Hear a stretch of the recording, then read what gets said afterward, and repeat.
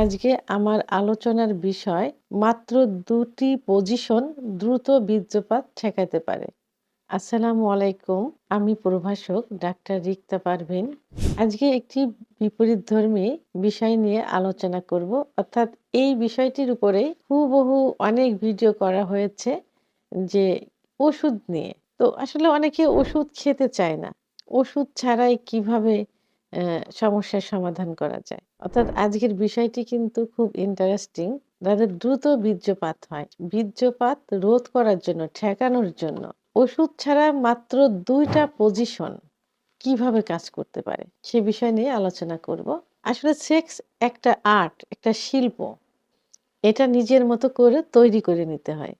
তো অনেকে সেটা বোঝে এবং এপ্লাই করে, অনেকে বোঝে না। এই যে আ সেক্স বিষয়ের উপরে বিখ্যাত একটা গ্রন্থ রচিত হয়েছে, 'কামশক্তি' গ্রন্থ।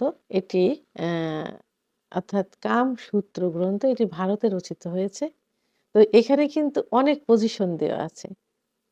অনেক পজিশন। কোন পজিশনে স্ত্রী সুখ পায়, কোন পজিশনে স্বামী সুখ পায়, আবার কোন পজিশনে দীর্ঘ সময় সহবাস করা যায়। তো আজকে আমি মাত্র ২টি পজিশনের কথা বলব যে ২ টা পজিশন এপ্লাই করলে দীর্ঘ সময় সহবাসে লিপ্ত থাকা যায়। সেটা কোনো ওষুধ ছাড়া, নিজস্ব কোনো শক্তি ছাড়া। কারণ সহবাস একটা শক্তির বিষয়। পর্যাপ্ত এনার্জি কিন্তু লস হয়। তো সেক্ষেত্রে সাধারণত একটা পজিশনই বাঙালি বেশি এপ্লাই করে থাকে, সেটা হলো যেটা ইসলামও সাপোর্ট করে, সেটা হলো যে স্ত্রী নিচে বেডে শায়িত অবস্থায় থাকবেন আর স্বামী উপরে যৌন মিলন, যৌন কার্য সম্পাদন করবেন উপর থেকে। তো এইটা যদি বিপরীতভাবে করা যায়, অর্থাৎ স্বামী নিচেই থাকবেন, বেডে থাকবেন, উপরে স্ত্রী যৌনিকার্য সহবাস করবেন। তো এই পজিশনে যদি সহবাস করা যায় তাহলে দীর্ঘ সময় কিন্তু সহবাসে লিপ্ত থাকা যায়। কারণ এটাতে স্ত্রীর এনার্জি লস হয়। পুরুষের কিন্তু ওইভাবে এনার্জিটা লস হয় না। যখন এনার্জি লস হয় তখন স্ত্রী কিন্তু কি হয়? নিস্তেজ হয়ে যায় এবং তার দ্রুত বীর্যপাত হয়ে যায়। স্বামীর কিন্তু বীর্যপাত হতে চায় না, সময় লাগে। তবে এই যে পজিশন উপরের থেকে স্ত্রী সহবাসে লিপ্ত থাকবেন, এর কিছু টেকনিক আছে। অর্থাৎ যখন সহবাসে লিপ্ত থাকবেন স্বামীর নিচে, উপরে স্ত্রী, তখন স্ত্রী একটু ঝুঁকে থাকবেন স্বামীর দিকে। একটু ঝুঁকা অবস্থায় থাকতে হবে। এখানে তার মুখ, স্ত্রীর মুখ স্বামীর মুখের অ্যা সামনাসামনি থাকবে একদম ঝুঁকে। আর স্বামীর কি থাকবে? স্বামীর মাথার নিচে ২ টা বালিশ থাকলে সবথেকে ভালো হয়, যাতে মাথাটা একটু উঁচু অবস্থায় থাকে। আর স্ত্রী সামনের দিকে ঝুঁকে তার মুখটা একদম তার হাসব্যান্ডের মুখ বরাবর সোজাসুজি থাকবে। আরেকটা হলো যে স্ত্রীর যে ব্রেস্ট মানে স্তন স্বামীর একদম ঝুঁকা অবস্থায় থাকতে হবে, মুখ বরাবর থাকতে হবে। এই পজিশনে যদি সহবাস করা যায় তাহলে দীর্ঘ সময় সহবাসে লিপ্ত থাকা যায়। তাহলে এটা গেল একটা পজিশন। আরেকটা পজিশন, এই পজিশন সাধারণত আ এল সিস্টেম, অর্থাৎ স্ত্রী সামনে এল সিস্টেমে শুয়ে থাকবেন। সামনে এল সিস্টেমে, অর্থাৎ এল সিস্টেম আ বাঁকা হয়ে স্ত্রীর মুখ থাকবে সামনের দিকে, সোজা শুয়ে পা দুটা বাঁকা করে দিল, এল সিস্টেম।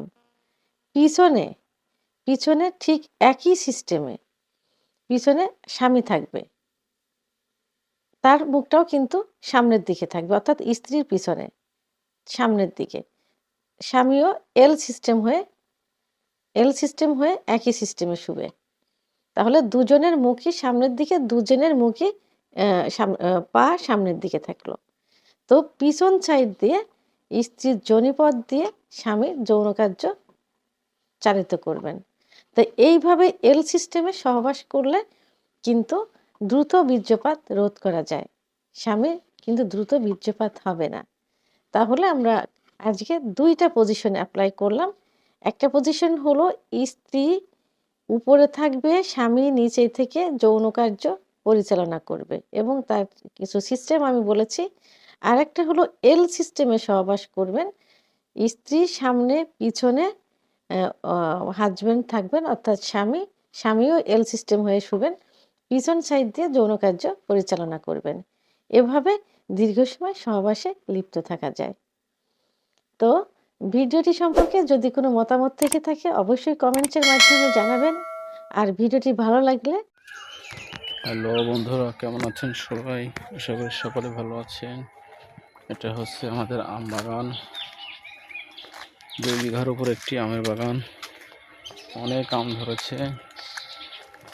সবার বাগানের আম ঝড় বৃষ্টিতে পড়ে গেছে, কিন্তু আমাদের বাগানের আম ঝড় বৃষ্টিতে পড়ে নাই, কারণ আমরা ঠিকমতো মেডিসিন ব্যবহার করেছি।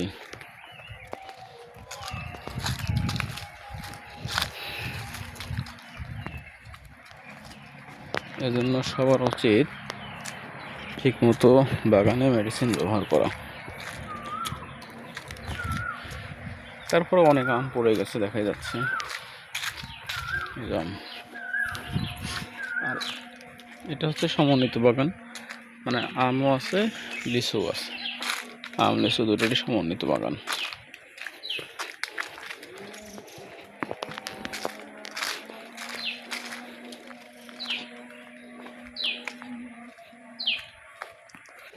আস্তে আস্তে আমরা মূল মাঠে প্রবেশ করতেছি। এখান থেকে মাঠ শুরু হবে, ফসলের মাঠ, গ্রাম অঞ্চলের মেঠো পথ। এটা একটা গ্রামের ঐতিহ্য বটে। যেগুলো ঘাসের জমি, ঘাস রোপণ করেছে কৃষকরা। আর এই হচ্ছে মাঠ, তো এই হচ্ছে ফসলি মাঠ। এখন মাঠে কোনো ফসল নেই, সব ফসল উঠে গেছে। চাষ করে আবার নতুন করে ফসল বপন করা হচ্ছে।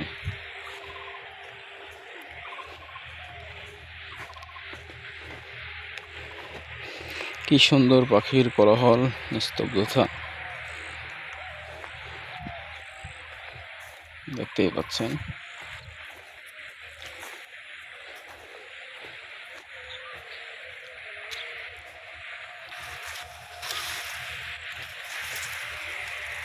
অনেক সুন্দর।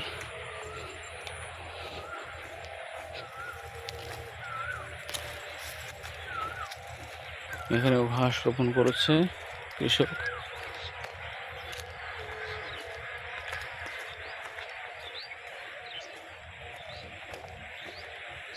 এই হচ্ছে পরিপূর্ণ মাঠ। তো ভালো থাকবেন সবাই, দেখা হবে আবার নতুন কোনো ভিডিওতে।